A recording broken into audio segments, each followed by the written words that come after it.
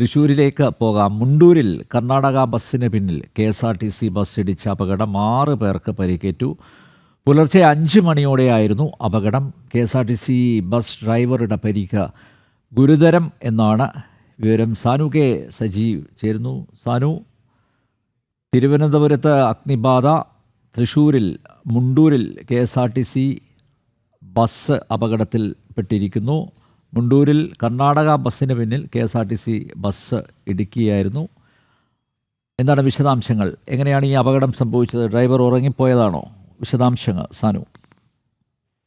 അതിൽ തമ്പിയാർ കോഴിക്കോട് നിന്ന് പെരുമ്പാവൂരിലേക്ക് വരുന്ന KSRTC ബസ്സും അതേപോലെ തന്നെ കർണാടകയിൽ നിന്ന് എറണാകുളത്തേക്ക് വരികയായിരുന്ന കർണാടക RTCയുടെ ബസ്സും കൂടെ തമ്മിലാണ് കൂട്ടിയിടിച്ചത്. തൃശ്ശൂര് മുണ്ടൂരിന് സമീപമായിരുന്നു. മുണ്ടൂരിന് സമീപമുള്ള ക്ഷേത്രത്തിന് മുൻഭാഗത്ത് വെച്ചായിരുന്നു അപകടം ഉണ്ടായത്. പുലർച്ചെ 5 മണിയോടുകൂടിയായിരുന്നു സംഭവം.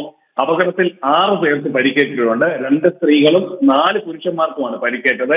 പരിക്കേറ്റവരെ ആദ്യം തൃശ്ശൂരിലെ സ്വകാര്യ ആശുപത്രിയിൽ പ്രവേശിപ്പിച്ചു. തുടർന്ന് തൃശ്ശൂർ മെഡിക്കൽ കോളേജിലേക്ക് ഇവരെ മാറ്റിയിരിക്കുകയാണ്.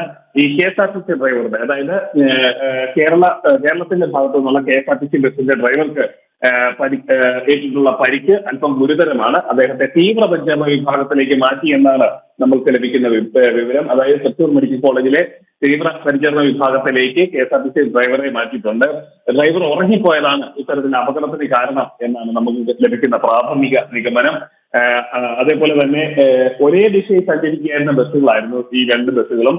കർണാടക RTCയുടെ ബസ്സിന്റെ പിൻഭാഗത്തേക്ക് കേരളത്തിൽ നിന്നുള്ള കോഴിക്കോട് നിന്ന് പെരുമ്പാവൂരിലേക്ക് വരികയായിരുന്ന KSRTC ബസ് ഇടുക്കി കയറുകയായിരുന്നു എന്നാണ് വിവരം.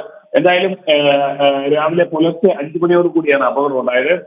KSRTC ബസ്സിലെ ഡ്രൈവർ ഉറങ്ങിപ്പോയതാണ് ഇത്തരത്തിലൊരു അപകടം ഉണ്ടാവാൻ കാരണമെന്നാണ് പോലീസ് നൽകുന്ന വിവരം. അനിൽ ഗംഭീർ.